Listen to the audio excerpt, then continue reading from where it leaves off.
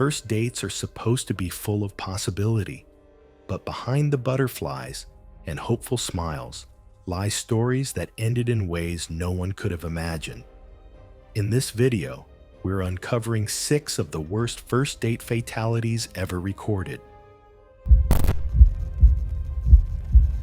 It was October 26, 2014. The evening air in the historic center of Guadalajara, Mexico, was thick with the smell of grilled meat and the sound of mariachi music as thousands packed the narrow streets for the annual autumn festival.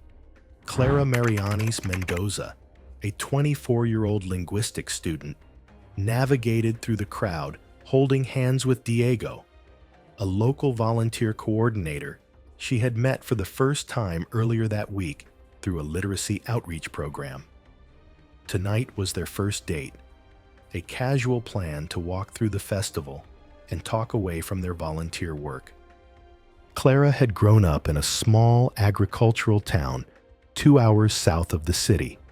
The first in her family to attend university, she was quiet and methodical, known among classmates for her careful fieldwork and genuine interest in preserving regional dialects. Her master's thesis focused on documenting colloquial slang used by street vendors and festival workers, interviewing dozens of subjects over 6 months. She carried a small notebook everywhere, jotting down phrases and expressions. Diego had introduced her to several of his community contacts, and tonight was meant to be purely social, a break from research. The date had been going well. They'd shared tacos from a corner stand and were making their way toward the main stage when a commotion erupted approximately 20 feet ahead. 2 groups of young men, voices already loud with alcohol, were arguing over a spilled beer. Within seconds, the shoving began. Clara and Diego stopped, instinctively stepping back as other festival goers did the same,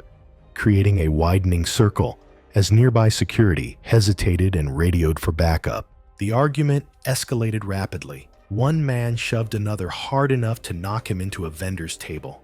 Knives appeared in multiple hands. Diego grabbed Clara's arm, trying to pull her further back, but the crowd behind them was dense and slow to react. The violence was suddenly explosive and chaotic. A man in a green soccer jersey pulled a large knife from beneath his jacket after entering through an unscreened side street. He swung wildly at an opponent who ducked low at the last instant. The blade continued its arc over the scrambling crowd with full momentum. According to several witnesses, Clara had turned her head toward the commotion at exactly the wrong moment. The knife struck her along the left side of the neck.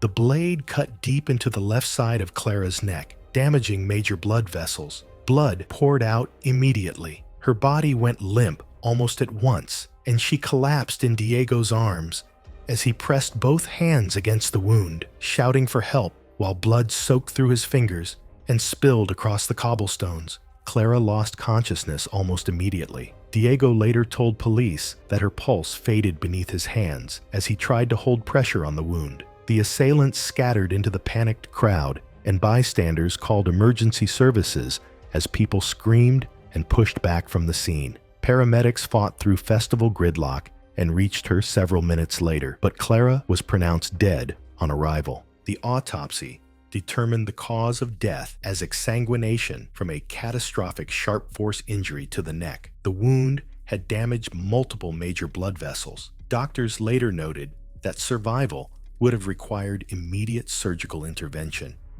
which was impossible given the location and the delay in reaching a hospital. Clara's thesis advisor published her incomplete fieldwork posthumously as a memorial volume. Police later collected detailed written and recorded witness statements from multiple bystanders at the scene that helped corroborate accounts of the assault, and the primary assailant was apprehended 4 days later and convicted of homicide. 2 accomplices received lesser sentences for aggravated assault.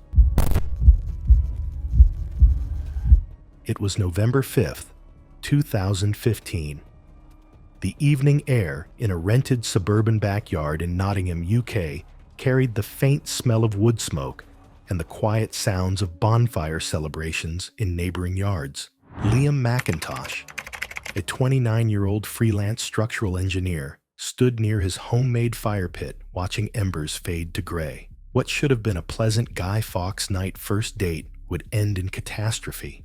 Liam had built his reputation solving practical problems for small construction firms across the Midlands. He specialized in retrofitting older buildings with modern structural supports, work that required equal parts calculation and improvisation. His social media showed numerous DIY projects, always accompanied by captions about efficiency. Sophie, a trauma nurse at a local hospital who had met Liam 3 weeks earlier through mutual friends, was coming over for their first date that evening. That afternoon, Liam had constructed a fire pit using leftover paving stones from a client's project, arranging them in a loose circle without mortar. The structure was functional but crude, with gaps between stones and no proper ventilation design. He had invited Sophie over to enjoy the bonfire tradition, building a modest fire that burned steadily through the early evening. By 9:30 at night, the fire had died down to glowing embers and ash. Sophie suggested adding kindling to revive the flames properly. Liam dismissed the idea as too slow, insisting he had a better solution. He walked to his garden shed and returned carrying a red 5-liter plastic petrol can he kept for his lawnmower. Sophie immediately expressed concern about using accelerant on hot coals, but she said that Liam waved off her warnings with irritation, likely compounded by the wine they'd been drinking. Liam unscrewed the cap and tipped the can, pouring a small stream of petrol onto the gray embers. The liquid sputtered weakly without igniting, producing only faint smoke. Frustrated and impatient, Liam tilted the container further, creating a heavier, continuous stream of fuel directly into the pit. Sophie said that he was standing approximately 18 inches from the stone ring, leaning forward slightly. According to investigations based on evidence and Sophie's account, vapors from the spilled petrol had already accumulated near the embers and begun traveling upward along the poured stream. The hot embers ignited these vapors instantaneously. The vapors ignited in a flash fire that traveled back up the fuel stream toward the can. When the flame reached the canister still gripped in Liam's hand, the thin plastic can ruptured violently from rapid heating. The rupture sprayed burning liquid outward in a radial pattern. Liam was instantly engulfed in a fireball. His cotton shirt and hair ignited within seconds. Sophie, standing 4 feet away, sustained partial thickness burns to her face and arms. She screamed as Liam staggered backward, flames consuming his upper body. Neighbors witnessed the sudden pillar of fire rising above the fence line. One immediately dialed emergency services at 9:47 at night, while others rushed over with garden hoses. Paramedics arrived within 11 minutes. Liam had been extinguished, but remained conscious. He had full-thickness burns covering approximately 65% of his total body surface area, concentrated on his face, chest, arms, and abdomen. Sophie had sustained deep burns requiring skin grafts, but was stabilized quickly. Both were transported to a specialized burns unit. Liam survived for 36 hours in intensive care before succumbing to multi-organ failure, secondary to hypovolemic shock and sepsis. The coroner listed the cause of death as complications of extensive thermal burns. The incident was ruled an accidental death, caused by improper use of petrol as an accelerant, and no criminal charges were filed. Sophie underwent multiple reconstructive surgeries and was left with permanent scarring on her face and arms. It was July 8, 2016. The narrow cobblestone streets of Pamplona's Old Quarter buzzed with pre-dawn anticipation as thousands gathered for the annual running of the bulls. A pair stood on what appeared to be a perfectly safe viewing balcony overlooking Calle Estafeta. Ben Hawthorne Carter, 31, embodied everything opposite of a thrill seeker. For 8 years, he had worked at a major London insurance firm. His colleagues knew him as the guy who read every contract twice and never jaywalked. This Spain trip represented his first truly spontaneous decision, prompted by turning 30, and Isabel Moreno, a Spanish translator he'd met during a business conference in Madrid 3 months earlier, who had agreed to meet him in Pamplona for their first date. The running of the bulls combines centuries-old tradition with modern chaos, where 6 fighting bulls weighing about 1,200 pounds each thunder through narrow medieval streets at speeds reaching 25 miles per hour, followed by hundreds of runners in a deadly half-mile sprint that claims multiple injuries annually. Ben had researched extensively, purchasing premium balcony access through a licensed tour operator rather than joining the runners below. The elevated wooden platform, reinforced with steel brackets and positioned about 8 feet above street level, advertised complete safety behind heavy barriers. Isabel said that Ben had specifically chosen this location after reading safety reports and viewing photos of the reinforced wooden railings. That morning, Ben positioned himself and Isabel at the barrier's center, camera ready to capture the spectacle safely. The municipal safety inspector had certified the viewing platform just 2 weeks earlier, approving the wooden barriers that had withstood 5 previous festivals. What the inspection missed was that repeated seasonal installation and removal had loosened the steel mounting brackets, while Spain's unusually wet spring had compromised the wood's integrity. At 8:07 in the morning, the rocket exploded, signaling the bulls' release from their holding pen. The thundering hooves grew louder as the pack approached their section of street. The lead bulls passed below in a blur of black muscle and flying dust. The 6th bull, a young animal weighing well over 1,000 pounds, became separated from the pack amid the crowd noise and narrow turns. Panicked and disoriented, it veered sharply toward their building, slamming into the wooden barrier at full speed. The compromised mounting brackets snapped instantly, splintering the heavy timber barrier like kindling. The bull reared up against the collapsing barrier, its horns thrusting through the broken wood as terrified tourists stumbled backward. Ben instinctively pushed Isabel backward as the bull reared against the shattered barrier, one horn driving through the broken wood and striking him in the chest. The force lifted him off his feet and threw his body hard against the building's stone wall. Blood spread rapidly across his shirt as he collapsed to the platform. The bull thrashed against the broken railing for a moment before dropping back to the street and rejoining the chaos below. Multiple tourists witnessed the entire 30-second incident. Isabel's screams immediately drew emergency responders already stationed along the route. Paramedics reached the platform within 4 minutes, but Ben had already succumbed to catastrophic internal injuries. The medical examiner determined death occurred within seconds due to penetrating cardiac trauma and massive blood loss. Ben's funeral in London drew over 40 colleagues and friends. The tour company faced immediate lawsuits and eventually settled with Ben's family for undisclosed amounts before declaring bankruptcy. Isabel returned to Madrid, leaving translation work entirely and never speaking publicly about the incident. It was September 12, 2013. The stone corridors of a private medieval torture museum in Prague's Old Town echoed with the footsteps of afternoon tour groups. The medieval torture chamber exhibit drawing curious visitors with its collection of historical punishment devices. The air carried that distinctive smell of old stone and preserved wood, masking dangers that would claim a life before evening fell. Kostin Novak, a 34-year-old municipal archivist from the city's Historical Preservation Department, had spent 15 years cataloging medieval artifacts and documents.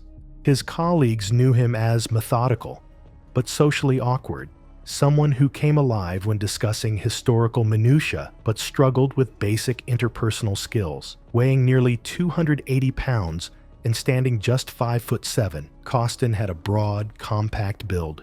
His apartment was crammed with historical reproductions, academic journals, and detailed notes from years of research. Medieval torture exhibits require careful engineering to display authentic-looking replicas safely. The Iron Maiden reproduction, standing 7 feet tall and weighing over 660 pounds, consisted of oak timber, reinforced with iron plating and decorative spikes.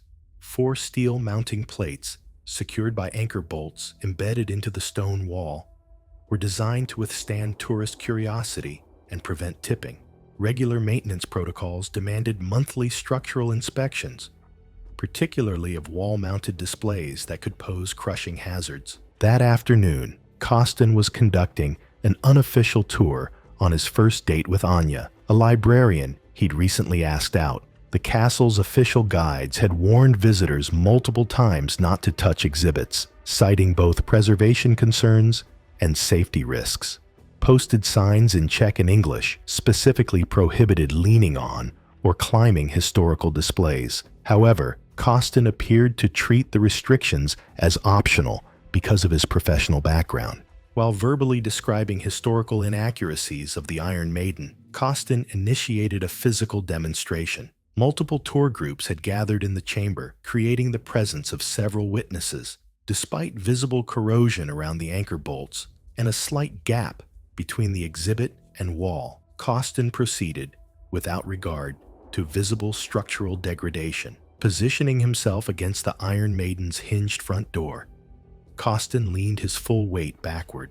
The corroded anchor bolts sheared in rapid succession, and the mounting plates pulled free from the wall under the combined stress of his 280-pound frame and the awkward angle. One remaining attachment partially tore loose after recent cleaning had loosened its fasteners. The massive replica toppled forward like a felled tree, Costin trapped beneath its crushing weight. The oak and iron construction struck him chest first, driving him into the stone floor with devastating force. His screams were cut short as 660 pounds compressed his torso, the impact echoing through the chamber. Horrified tourists witnessed the accident, several immediately calling for help. Emergency medical services arrived within minutes, but the crushing weight had already caused irreversible damage. Firefighters were summoned and used stabilization cribbing, pneumatic lifting airbags, and hydraulic jacks to raise the exhibit safely. After extrication and 23 minutes of advanced life support, Costin was pronounced dead at the scene. The coroner determined death resulted from massive blunt force trauma with compressive asphyxia.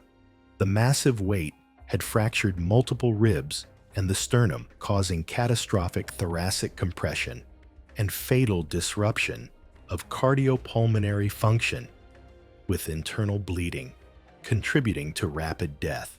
Anya was treated for minor shock at the scene and escorted from the museum by authorities.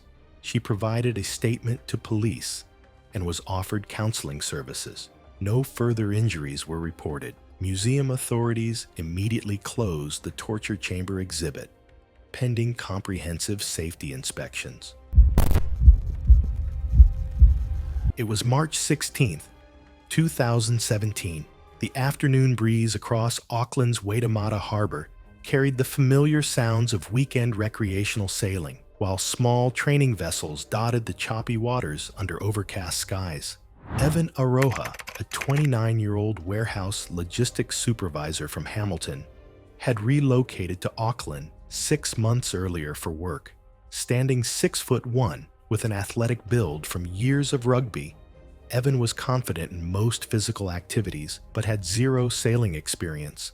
His Tinder profile boasted about adventure sports and outdoor challenges, though his friends said that his actual expertise was limited to terrestrial activities. They said that he'd been recently single and was using dating apps to meet people who could introduce him to new experiences. Recreational sailing instruction involves managing multiple forces simultaneously: wind direction, sail trim, boat balance, and boom clearance. The boom, a heavy aluminum horizontal spar supporting the mainsail's bottom edge, swings across the cockpit during turns and can strike passengers with potentially fatal force. Training sailboats typically measure 25 to 30 feet, with cockpits designed for 4 people, requiring constant awareness of overhead clearance and proper positioning during maneuvers. That afternoon, Evan was meeting Lena Marcial, a 27-year-old early childhood aide. For their first date after matching on Tinder, she'd taken one beginner sailing course 3 years earlier and had overstated her sailing competence during their text exchanges, and messages showed that Evan was impressed by her expertise. The Harbor Sailing School's afternoon session included 15 training boats, each carrying an onboard instructor, with additional safety vessels patrolling nearby. Weather conditions showed 15-knot winds gusting to 22 knots. Challenging but manageable for experienced sailors. However, the sailing school's safety briefing emphasized boom awareness and proper positioning during maneuvers. At 3:20 in the afternoon, their 26-foot training boat was struggling in the gusty conditions. The onboard instructor suggested reefing the mainsail, but Lena insisted she could handle full sail area and asked to continue without reducing sail. After a brief warning about boom clearance, the instructor allowed the maneuver to proceed. Evan positioned himself mid-cockpit, directly in the boom swing path. Despite repeated warnings about clearance zones, focusing on filming their progress rather than following safety protocols. When Lena initiated an uncontrolled jibe without properly easing the main sheet, a sudden 22-knot gust filled the sail violently. The boom swung across the cockpit with tremendous force, striking Evan on the right temple and producing a comminuted skull fracture with acute intracranial hemorrhage. Evan collapsed unconscious, his body weight carrying him sideways over the low cockpit coaming. The boat's forward momentum dragged him into the cold harbor water head first, his life jacket shifting upward as he fell, leaving his airway submerged while he was unconscious. He floated face down, completely motionless, as Lena screamed and fumbled with boat controls in panic. The onboard instructor immediately radioed for emergency assistance and, with help from a nearby safety vessel, hauled Evan's limp body aboard within 90 seconds. Despite immediate CPR and radio calls for emergency medical response, Evan showed no signs of life. Auckland Harbor Patrol arrived about 12 minutes later, while advanced life support continued on scene, and Evan was pronounced dead by the responding paramedic. The coroner determined death resulted from drowning following severe head trauma. The boom strike caused catastrophic skull fracture and immediate brain hemorrhage, rendering him instantly unconscious and unable to protect his airway, leading to rapid cardiac arrest. The sailing school implemented stricter boom clearance rules and mandatory instructor control during maneuvers for novice sailors in windy conditions. Evan's funeral was held 3 days later in Hamilton, attended by family, colleagues, and friends from both cities. Lena did not entertain public statements.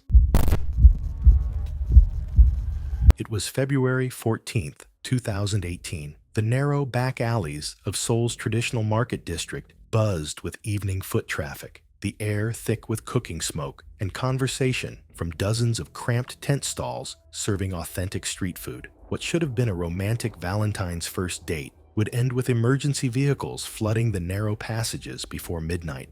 Soo-Jin Kim, a 28-year-old doctoral candidate in environmental engineering at the National University, was completing fieldwork as part of her program. She commuted daily by public transport, participated in study groups, and occasionally volunteered at local environmental awareness events.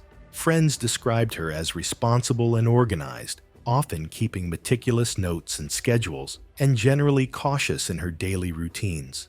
That evening, Soo-Jin's date, Min Ho, had chosen the market's most famous tent stall, known for authentic grilled dishes prepared over open flames. Despite Soo-Jin's visible discomfort with the overcrowded conditions and obvious safety violations, Min Ho insisted this was the genuine Seoul experience tourists never found. The tent accommodated 30 people in a space designed for 15, with propane cylinders positioned precariously near customer seating areas. Korean street food stalls operate in extremely confined spaces, using multiple high-pressure propane systems. The typical tent setup involves 44-pound liquid propane cylinders connected to cooking equipment through flexible hoses and pressure regulators. These systems are set to low working pressures around 11 inches water column, roughly 0.4 pounds per square inch, while the cylinders themselves store propane under far higher internal pressure. Propane is heavier than air and accumulates in low areas when leaked. Proper ventilation and secure cylinder positioning are critical safety requirements often ignored in cramped quarters. The elderly proprietor operated 4 separate grilling stations using multiple propane connections, with several hoses showing visible chafing and loose clamps, and some regulators appearing hand-fit rather than factory installed. At around 10 in the evening, the tent reached maximum capacity, with standing customers crowding around seated diners.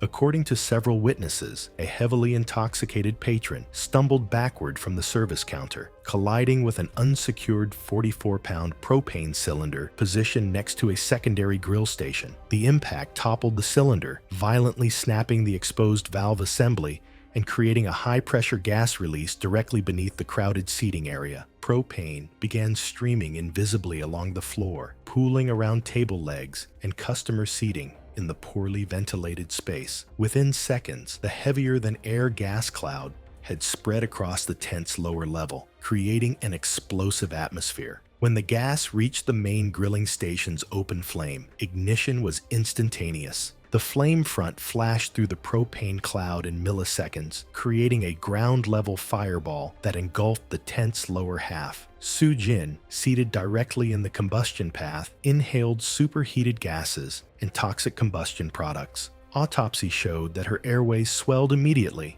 blocking oxygen flow and causing rapid unconsciousness. Minho and adjacent customers suffered severe leg burns as flames rolled across the floor. Panicked customers called emergency services immediately, with Seoul Fire Department arriving within minutes. Paramedics found Soo Jin unconscious with severe respiratory distress, but resuscitation efforts failed due to extensive thermal injury to her upper airway. The coroner determined death resulted from acute inhalation injury, with thermal damage to respiratory passages and toxic smoke exposure leading to complete respiratory failure. External burns were surprisingly minimal compared to internal damage. Authorities immediately closed the stall and recovered the damaged propane cylinder, valve, and hose fittings for laboratory examination and filed criminal negligence charges against the operator for multiple safety violations. Soo Jin's family pursued civil litigation against both the vendor